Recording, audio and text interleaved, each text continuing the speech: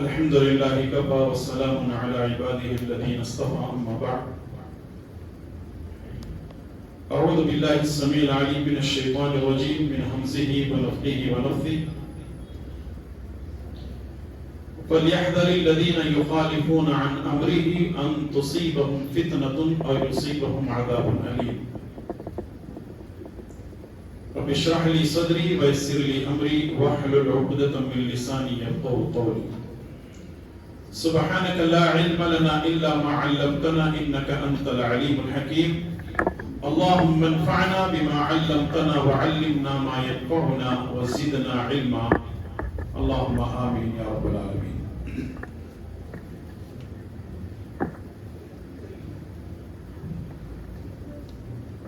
ہر قسم کی تعریف و توصیف اللہ ہی کے لیے ہے جو خالق کائنات مالک ارض و سما ہے، اور درود و سلام ہو تمام نبیوں پر، خصوصاً میرے اور آپ کے پیارے نبی محمد رسول اللہ صلی اللہ تعالی علیہ وسلم پر۔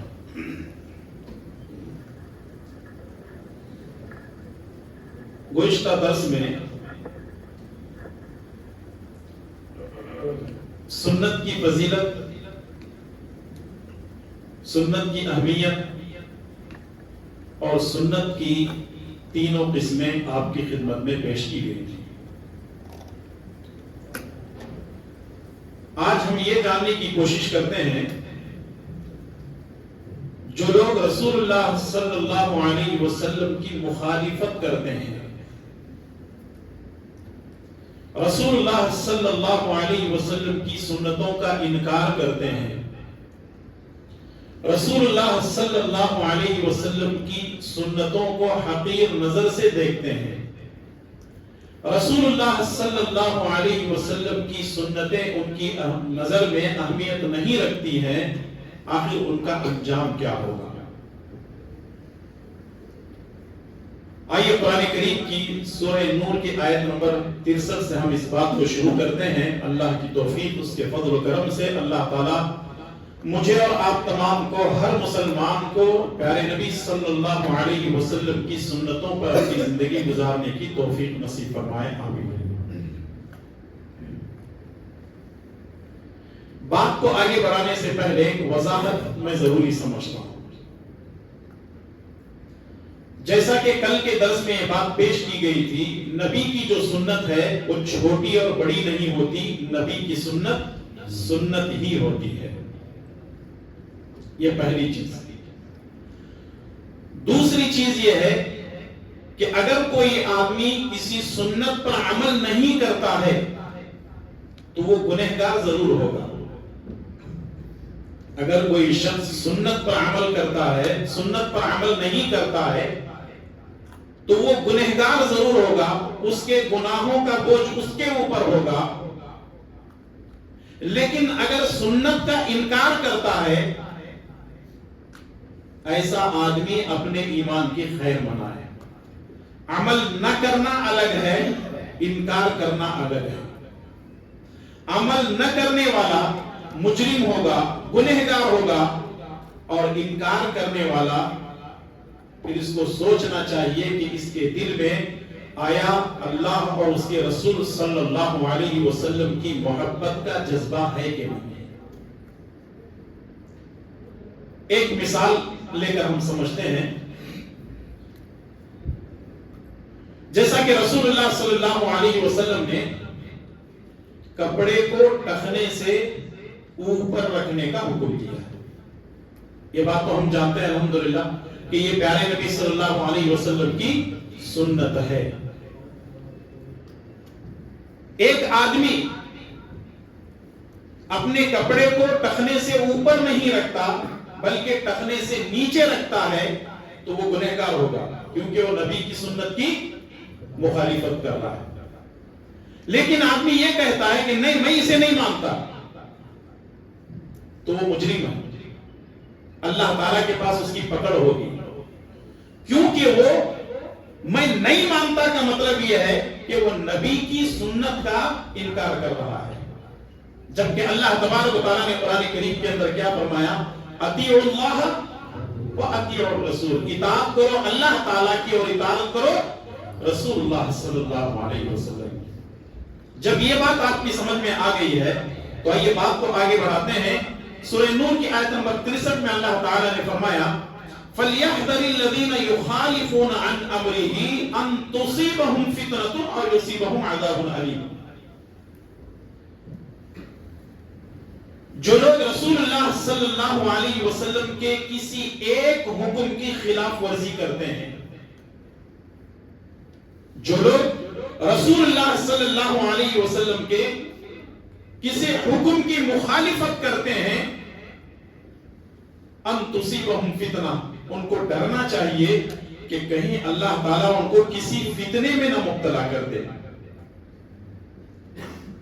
कहीं अल्लाह उनको किसी फितने में न मुब्तला कर दे, और युसीबहुम अज़ाबुन अलीम, या अल्लाह तबारक व तआला उन पर कोई दर्दनाक अजाब न भेज दे। तो इसका मतलब यह है कि रसूलुल्लाह सल्लल्लाहु अलैहि वसल्लम के किसी एक हुक्म को न मानने की वजह से पहली चीज यह है कि आदमी किसी फितने में मुब्तला हो सकता है, और दूसरे यह है कि अल्लाह तबारक व तआला किसी दर्दनाक अजाब में उसको मुब्तला कर सकता है। तो यह अंजाम किसका है? जो लोग रसूलुल्लाह सल्लल्लाहु अलैहि वसल्लम के किसी हुक्म का इनकार करते हैं। अल्लामा इब्न कसीर रहमतुल्लाह अलैह ने तफसीर इब्न कसीर के अंदर लिखा है अन तुसीबहुम फितना, रसूलुल्लाह सल्लल्लाहु अलैहि वसल्लम के किसी हुक्म का इनकार करने की वजह से आदमी किसी फितने में मुब्तला हो सकता है। इसका मतलब यह है ऐ फी कुलूबिहिम मिन कुफ्रिन और निफाकिन और बिदअह, उनके दिलों के अंदर या तो कुफ्र होगा या निफाक होगा या वो बिदअती होंगे, जो इस तरीके से रसूलुल्लाह सल्लल्लाहु अलैहि वसल्लम के किसी हुक्म का इनकार कर रहे होंगे। और युसीबहुम अज़ाबुन अलीम, या अल्लाह ताला उनको किसी दर्दनाक अज़ाब में मुब्तला कर सकता है, का मतलब यह है ऐ फिद दुनिया बिक़त्लिन औ हद्दिन औ हब्सिन औ नहव ज़ालिक, अल्लाह तबारक व तआला उनको दुनिया में कत्ल के जरिए से, हद के जरिए से और कैद के जरिए से या इसके अलावा भी उनको किसी दर्दनाक अज़ाब में मुब्तला कर सकता है। तो इसलिए एक मुसलमान का यह शेवा होना चाहिए कि वो किसी भी हालत में रसूलुल्लाह सल्लल्लाहु अलैहि वसल्लम के किसी भी हुक्म की मुखालिफत न करे। इसी में भलाई है, इसी में खैर है।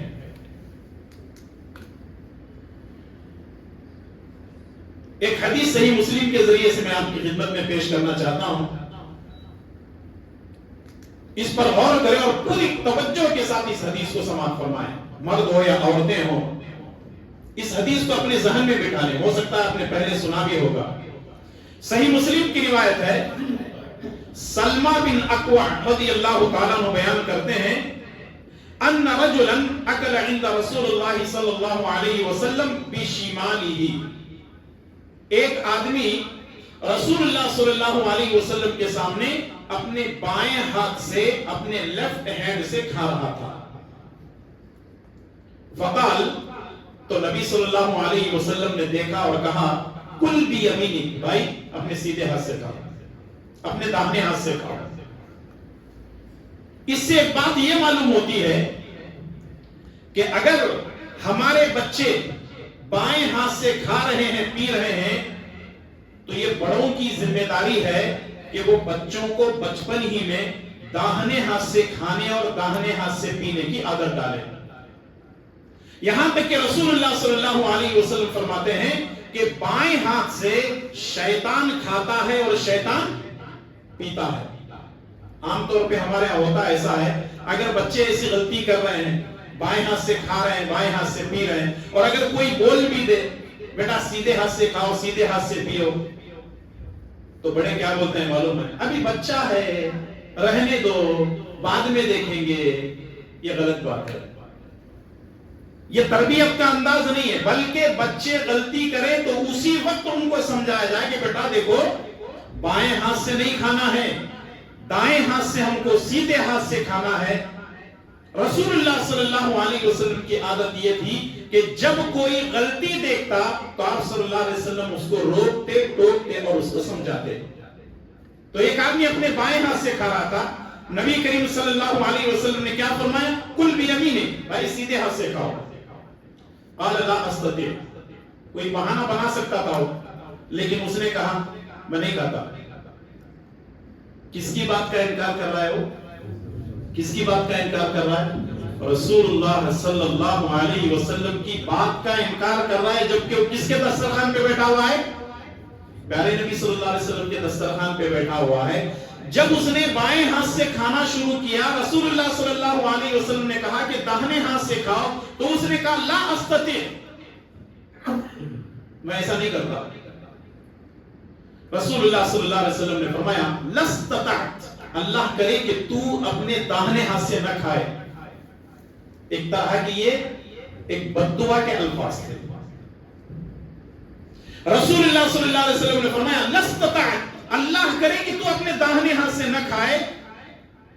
ما منعه الا الكبر، اب آگے راوی بیان کرتے ہیں تکبر کی وجہ سے اس نے نبی کی بات کا انکار کیا۔ اللہ اکبر،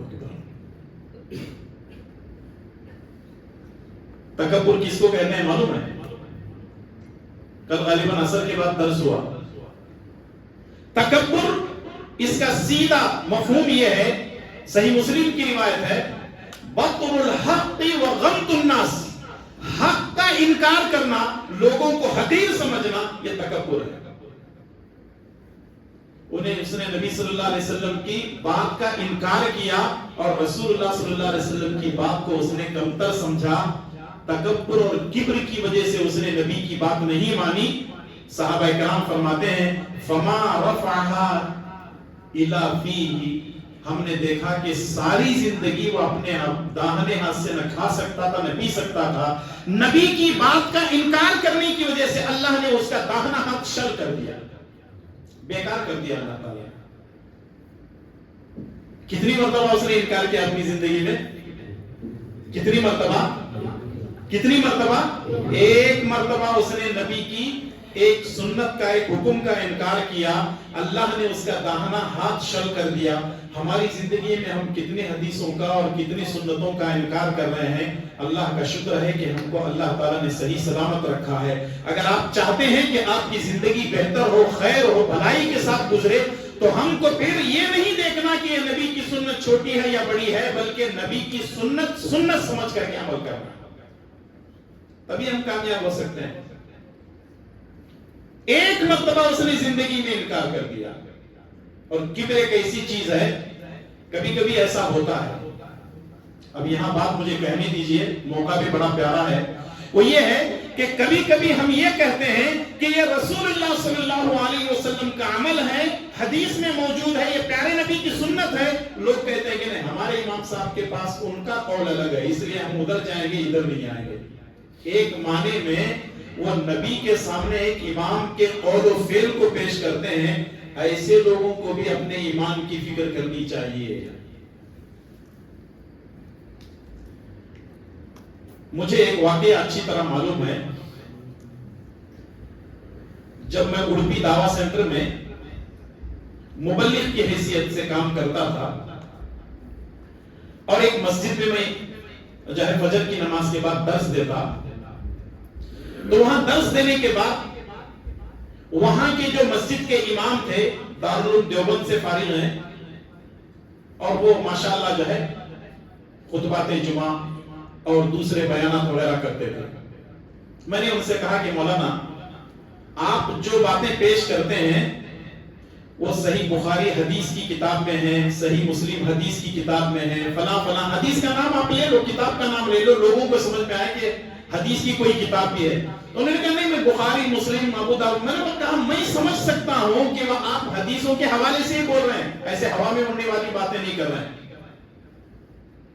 تو کہنے لگے نہیں ٹھیک ہے، میں آئندہ اس کا خیال رکھوں گا، میں حدیث کا نام بھی بول دوں گا۔ میں نے کہا آپ حدیث میں یہ نہیں پڑھے ہیں کیا کہ امام جب ممبر پہ بیٹھے تو اس وقت سلام کرنا چاہیے، السلام علیکم ورحمۃ اللہ وبرکاتہ؟ تو وہ تھوڑی دیر کے لیے خاموش ہو گئے اور مسکرا کر کے کہنے لگے حنفی میں ایسا نہیں ہے۔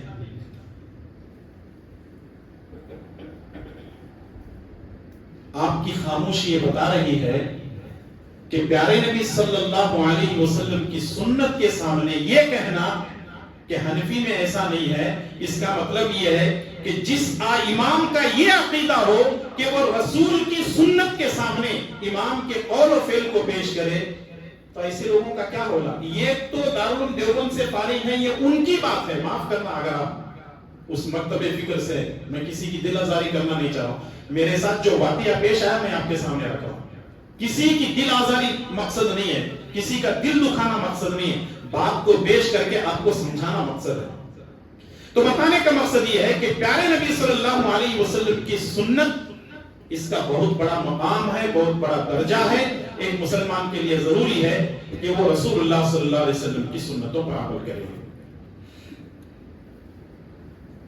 آپ کو یہ بات معلوم ہونی چاہیے، ایک جماعت ہے، ایک فرقہ ہے، آج کل وہ بہت زور پکڑ رہا ہے، جن کو کہتے ہیں، وہ اپنے آپ کو کہتے ہیں اہل قرآن، ہم قرآن والے ہیں، اصل میں وہ اہل قرآن نہیں ہیں، منکرین حدیث ہیں۔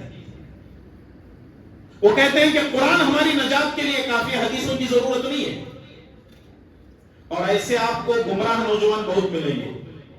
شہر ہبلی میں بہت سارے نوجوان گمراہ ہوئے ہیں، شہر گلبرگہ میں بہت سارے نوجوان گمراہ ہوئے ہیں، شہر حیدرآباد میں بہت سارے نوجوان گمراہ ہوئے ہیں، شہر بنگلور میں بہت سارے نوجوان جو یہ کہتے ہیں کہ ہماری نجات کے لیے قرآن کافی ہے، حدیث ہمارے لیے کافی، حدیث کی ہمیں ضرورت نہیں ہے۔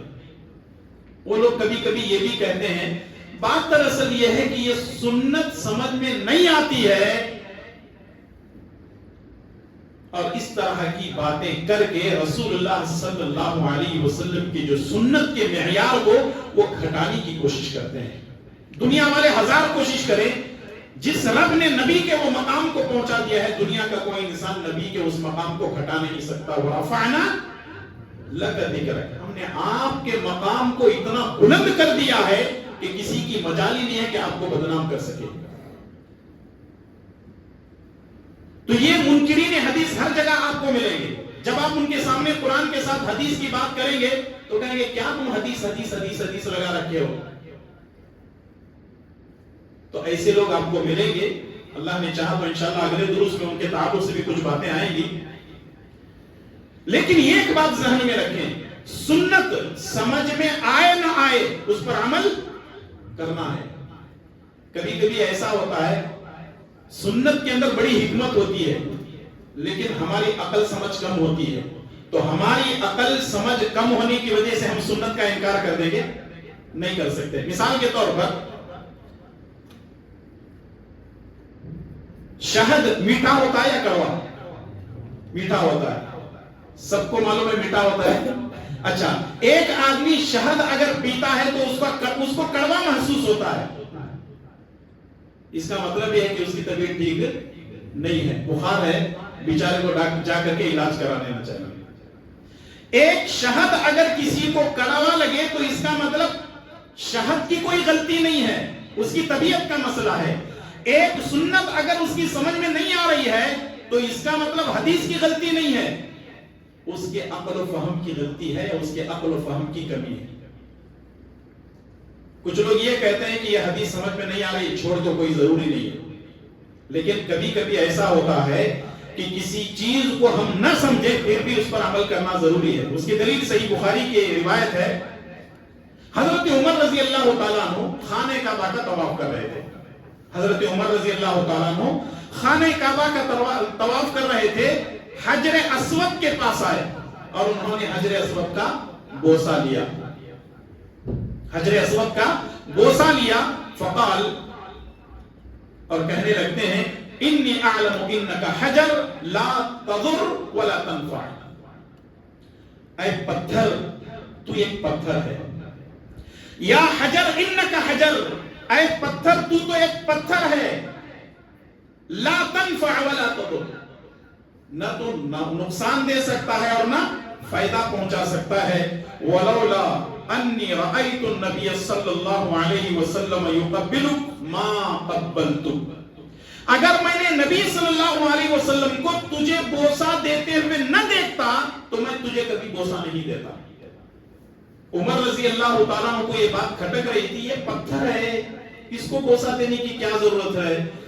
تیرے اندر نہ نفع کا نہ تو نقصان دے سکتا ہے اور نہ نفع پہنچا سکتا ہے۔ عمر رضی اللہ تعالیٰ عنہ نے نبی کی اس جو ہے عمل کا انکار نہیں کیا، بلکہ اس لیے بوسہ دیا کیونکہ میں نے نبی کریم صلی اللہ علیہ وسلم کو بوسہ دیے کرتے ہوئے دیکھا ہے۔ تو آج ایک مسلمان کے لیے ضروری ہے کہ وہ پتھر کو بوسہ اس لیے دے، حجر اسود کو، کیونکہ پیارے نبی صلی اللہ علیہ وسلم کا عمل ہے۔ کبھی کبھی کوئی چیز سمجھ میں نہیں آتی نا، لیکن سنت کو سمجھنا ہے، سنت پر عمل کرنا ہے، تب جا کر کے مسئلہ بنے گا۔ اور اگر سنت کسی کے سمجھ میں نہیں آ رہی ہے تو قصور سنت کا نہیں ہے، قصور نہ سمجھنے کا ہے۔ دوسری حدیث سنن ابو داؤد کے حوالے سے علی رضی اللہ تعالیٰ عنہ فرماتے ہیں لو کان الدین بالرأی لکان اسفل الخف اولا بالمسح من اعلی۔ حضرت علی رضی اللہ تعالیٰ عنہ فرماتے ہیں یہ ہم لوگ جو ساکس پہنتے ہیں نا، ساکس پیروں میں جو ساکس پہنتے ہیں، پہلی بات تو یہ ہے کہ اس کو وضو کے ساتھ پہننا ہے۔ آپ نے وضو کیا پہننا، اگر مقیم ہے تو ایک دن ایک رات اس کو پہن سکتے ہیں، اگر مسافر ہے تو 3 دن 3 رات، ماشاءاللہ مسافر ہے تو 3 دن 3 رات، اگر مقیم ہے تو ایک دن ایک رات وضو کے ساتھ اس کو پہننا ہے۔ جب بھی آپ وضو کریں گے یہ پیر ہے اس کو مسح کہاں سے کریں گے؟ اوپر سے کریں گے۔ حضرت علی رضی اللہ تعالیٰ عنہ کہنے لگتے ہیں کہ اگر دین کسی کی رائے کا مسئلہ ہوتا تو مسح پیروں کے اوپر سے کیا جاتا نہ کہ نیچے سے۔ جملہ غلط ہو گیا، مسح پیروں کے نیچے سے کیا جاتا، پیروں کے اوپر سے نہیں، کیونکہ دین رائے نہیں ہے بلکہ یہ دین کیا ہے؟ اللہ تبارک و تعالیٰ کا حکم ہے۔ جب ہم چلتے ہیں تو گندگی اوپر لگتی ہے نیچے لگتی ہے؟ نیچے لگتی ہے، تو حکم مسح کرنے کا اوپر ہے یا نیچے؟ اوپر ہے۔ ہماری عقل کیا کہتی ہے؟ نیچے مسح کرنا، لیکن شریعت کیا کہتی ہے؟ اوپر سے مسح کرنا ہے۔ تو مانیں گے کس کو؟ حضرت علی رضی اللہ تعالیٰ نے کہا کہ دین اگر کسی کی رائے ہوتی تو پھر یہ پیروں کے نیچے سے مسح ہوتا، پیروں کے اوپر ہم مسح اس لیے کرتے ہیں کیونکہ پیارے نبی جناب محمد رسول اللہ صلی اللہ علیہ وسلم کی سنت ہے۔ امام احمد بن حنبل رحمۃ اللہ علیہ سے کسی نے پوچھا یہ مسح اوپر کیا جاتا ہے نیچے کیوں نہیں کرتے؟ انہوں نے کہا کہ جو ہے یہ تو پیارے نبی کی سنت ہے۔ تو اس نے پھر اعتراض کیا کہ جب ہم مسح کرتے ہیں تو گندگی اوپر نہیں رہتی، گندگی نیچے رہتی ہے۔ حضرت امام احمد بن حنبل رحمۃ اللہ علیہ نے کہا جب تم مسح کرو گے نیچے کی جانب، اگر تلوے پہ پیروں پہ نیچے سے مسح کرو گے تو تمہارا ہاتھ گیلا ہوگا اور اس کو مسح کریں گے تو یہ کیا ہو جائے گا؟ پورے کے پورے ساکس گیلے ہو جائیں گے۔ جب تم چلو گے تو پہلے سے زیادہ مٹی اور گندگی لگے گی۔ یہ حضرت امام احمد بن حنبل رحمۃ اللہ علیہ کا قول ہے، انہوں نے سامنے والے کو سمجھایا تب جا کر کے اس کی سمجھ میں آئی بات۔ تو بتانے کا مقصد یہ ہے کہ اگر ہم یہ سمجھتے ہیں ہماری عقل دین میں چل سکتی ہے، اللہ کی قسم ایسا نہیں ہو سکتا۔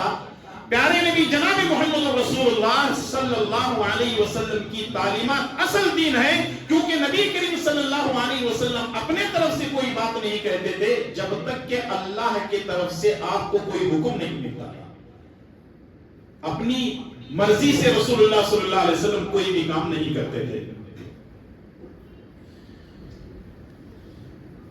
ایک حدیث لے کر کے پہلے اس کو سمجھتے ہیں، صحیح بخاری اور صحیح مسلم کی روایت ہے۔ ابو ہریرہ رضی اللہ تعالیٰ عنہ فرماتے ہیں رسول اللہ صلی اللہ علیہ وسلم نے فرمایا تم میں سے وہ شخص جو رکوع یا سجدے میں امام سے پہلے اپنا سر اٹھا لیتا ہے اس کو ڈرنا چاہیے کہ کہیں اللہ تبارک و تعالیٰ اس کا سر گدھے کی سر کی طرح نہ بنا دے یا اس کی صورت کو گدھے کی سی صورت نہ بنا دے۔ اس حدیث کے اندر جو کہ بخاری اور مسلم کے حوالے سے ہے، آپ صلی اللہ علیہ وسلم نے فرمایا امام سے پہلے نہ رکوع میں جاؤ نہ امام سے پہلے سجدے میں جاؤ، یعنی سخت منع ہے۔ امام سے پہلے مقتدی کو کوئی کام نہیں کرنا ہے، بلکہ وہ امام کے تابع ہے، امام جیسے کرے گا ویسا کرنا ہے۔ یہ تو بخاری اور مسلم کی روایت ہے۔ مولانا عبد الرحمن مبارک پوری رحمۃ رحمت اللہ علیہ، جنہوں نے ترمذی کی شرح کی ہے جس کا نام ہے تحفۃ الاحوذی، اس کے اندر ایک واقعہ نقل کیا ہے کہ دمشق کے اندر ایک بہت بڑے شیخ تھے جو حدیث کا درس دیا کرتے تھے، بہت بڑے شیخ تھے، حدیث کا درس دیا کرتے تھے،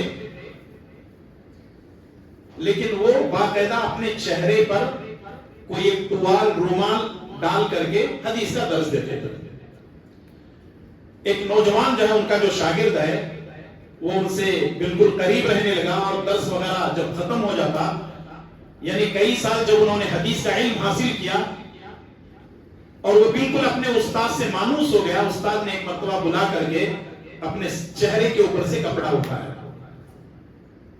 جب اٹھایا چہرے سے کپڑا تو شاگرد نے دیکھا کہ استاد کی شکل گدھے کی طرح ہے، استاد کی شکل گدھے کی طرح ہے۔